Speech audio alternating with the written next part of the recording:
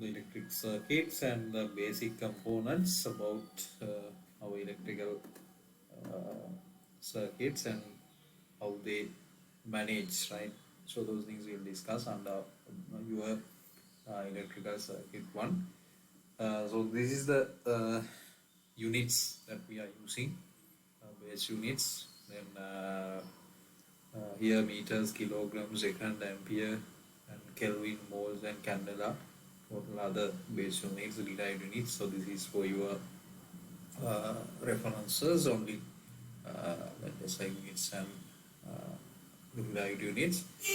Charge is conserved. This is the basic component what we are discussing as our electrical circuits. Charge. It is neither created nor destroyed as like the energy. That means energy can't create or destroy. Then we select this charge as a energy particle. Then we can't destroy, create this charge. The symbol capital Q or simple Q. Basically, I use this one. Units are coulomb. The smallest charge, the electronic charge is carried by electron is minus 1.602 into 10 to the power minus 19. Our proton is positive. When is more circuit, the charge is motion are electrons. Right? So basically, electrons can move, protons can't move. Then current and charge. Current is the rate of charge flow. That means per second how much charges is moving is called current. And here also you can see if you select a cross section, then you select how many charges can move through this cross section per second. That is what we select as the current. Then current is the rate of flow of charge. Current must be designated with both the direction and the magnitude. So these two currents are the same. Right? Currents are same, but the direction is changed. So as like this equals Q over T. So mathematically we use that differentiation method dq over dt. That is why equals I equals dq over dt. Then this is the Coulomb graph.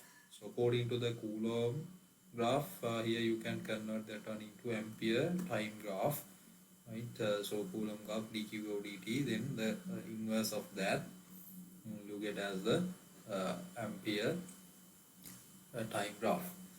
Then voltage, when 1 joule of work is required to move 1 coulomb of charge from A to B. Right here you have A and here you have B. Then the work required to move 1 coulomb charge from A to B, there is a voltage of 1 volt between A and. So if you have this amount, that means if you use 1 joule to move 1 coulomb to A to B, then that work we said 1 volt. Right? So that voltage means the work. So voltage across an element requires both a magnitude and a polarity. Right? Example A equals B like this, because those are simple voltages. Right?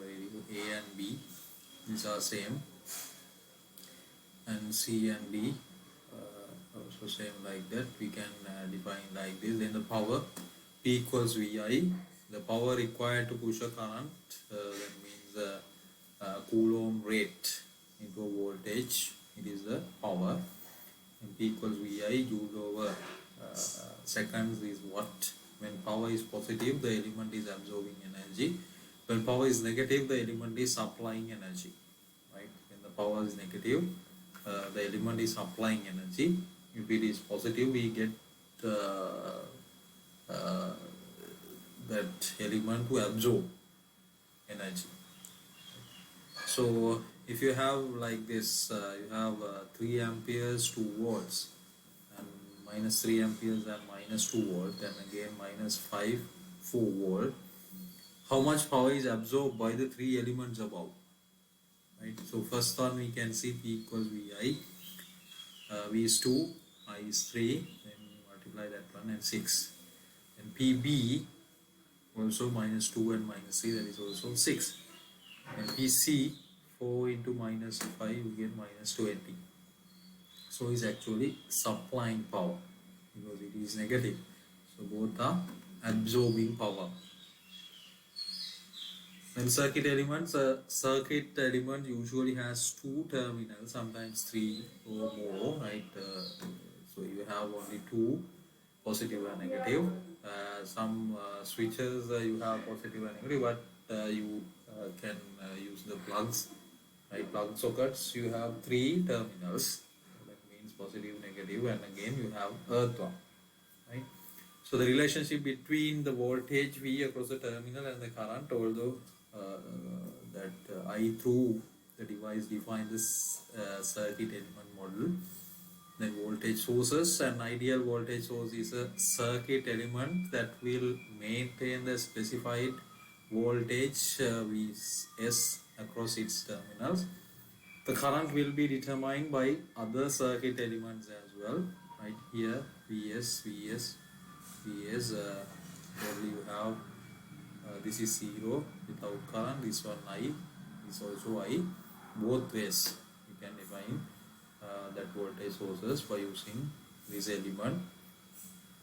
And current sources, an ideal current source is a circuit element that maintains the specified current flow I to its terminals. The voltage is determined by other circuit element, so that will define by some element, and you can use some kind of measuring instruments as well, that potentiometers, right, and voltmeters, galvanometers. Like this you can use those measuring elements inside the circuit. Battery as voltage source. The voltage source is an idealized no limit on current, and generalization voltage can be time varying of a battery, right? A battery supplies a constant DC voltage, direct current. DC means direct current. In our houses we are using AC current, that is alternating current. So alternating means you have both positive and negative, but in the DC current you have only positive, that DC voltage V. But in practice battery has a maximum power, right? So like this we are using Vs, and this is the battery power, and this is the alternating current. The dependent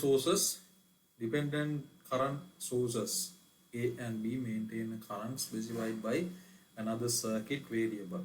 So dependent voltage and C and D maintain voltage specified by another circuit variable. Like that, here you have two, KIX and GVX, both have current, and this one you have voltage, because you need to get a voltage difference to flow a current. So both ways you can define the dependent sources. So example of a dependence source, find the voltage in the circuit below, right? Find the voltage VL, this one, because here you have 3 volts V across this one, then you are finding this amount. Here you have 5V2, then reference 5V2 is also equal to this one, then VL can be get as 15 volts. And then Ohm's law, that resistance, a linear resistor is an element for which V equals IR, where the constant R is a resistance. The equation is known as Ohm's law. The unit of resistance is ohm. Right? I think you know these things very